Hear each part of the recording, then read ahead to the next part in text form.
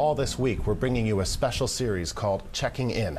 We're taking another look at some of the most compelling people and stories we've covered this year. We talked to former Miss World Canada, Nazanin Afshin-Jam, back in August. She has been campaigning for the release of an Iranian teenager from prison. Nazanin joins me from Vancouver with an update on that story. So Nazanin, can we go back to the start of this case? Tell me how this young woman, Nazanin Fatehi, ended up in prison. Well, last January, she was in a park with her 16-year-old niece when 3 men attempted to rape them, and out of self-defense, she stabbed one of the men, who later died in hospital. So as a result, the courts in Iran basically announced that she was going to be executed to death.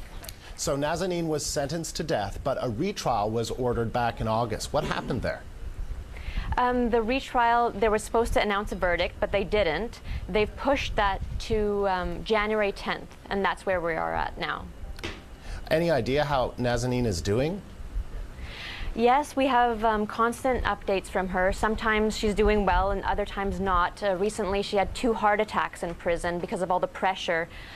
She knows that her retrial is coming up soon, so that's caused a lot of pressure on her, and at the same time, she has a lot of hope. A lot of the people from her prison cell tell her not to worry because her case has gotten so much news attention that they feel that she'll do well in this case. So do you think it's because of all this attention from the media that that's the reason why she is still alive today?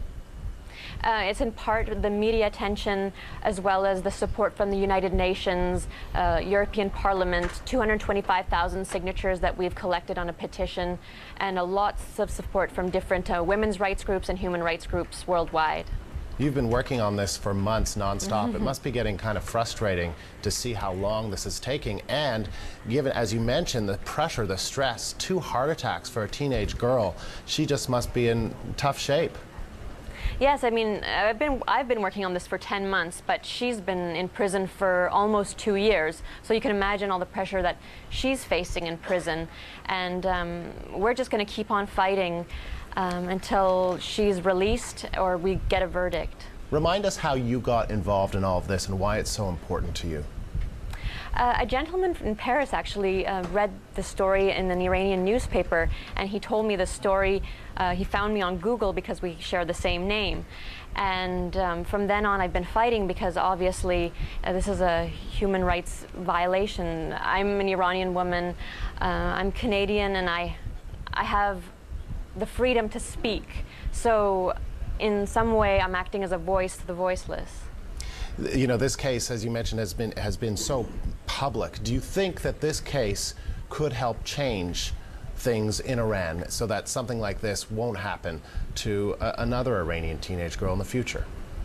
We're hoping that we don't have to keep fighting for the life of each girl or each person one at a time.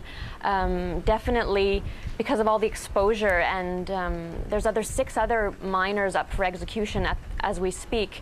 And so we're hoping that Nazanin acts as a symbol of hope, that once she is released, that the international community knows that action can be taken and a difference can be made. Nazanin, really good to talk to you today. Thank you very much. Thank you for updating.